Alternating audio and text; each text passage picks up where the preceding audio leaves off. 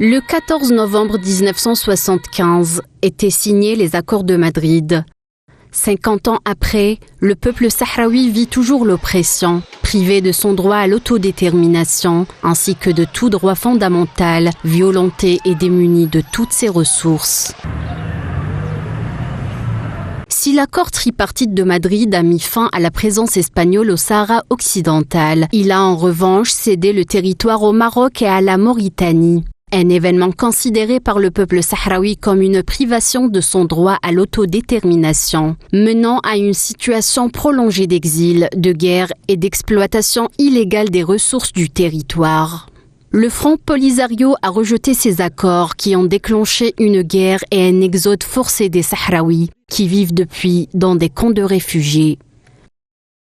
Aujourd'hui, le statut juridique du Sahara occidental reste un sujet de controverse. Le Maroc propose un prétendu plan d'autonomie sous sa souveraineté, tandis que le Front Polisario continue de militer pour un référendum sur l'autodétermination, tel que préconisé par l'ONU. La situation est qualifiée d'impasse par de nombreux observateurs.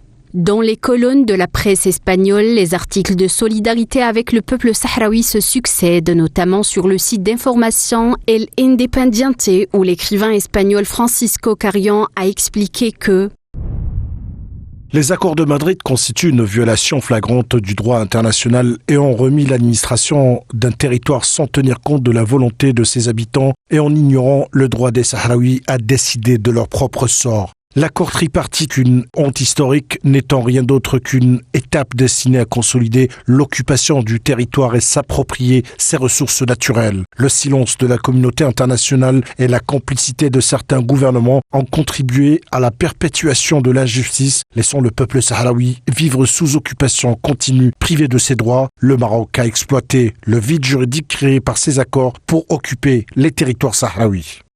De son côté, le journaliste espagnol Luis Portillo Pascual a estimé dans un article publié dans le même journal que la question du Sahara occidental reste une plaie ouverte dans la conscience espagnole contemporaine et un scandale moral et politique que les gouvernements successifs n'ont jamais osé affronter depuis 1975. Nous soutenons le peuple sahraoui dans son combat, non par compassion, mais parce qu'une injustice mondiale a été commise à son égard et parce que nous avons une responsabilité historique et morale envers lui. Sa cause est juste et reconnue internationalement. L'auteur a par ailleurs souligné que le discours progressiste espagnol, qu'il soit de gauche ou de droite, élève des slogans pour la justice et les droits humains, tout en participant en réalité à une complicité silencieuse avec l'occupation marocaine du Sahara occidental. La dernière colonie d'Afrique reste à ce jour une question cruciale pour le continent entier qui engage la responsabilité des grandes instances internationales.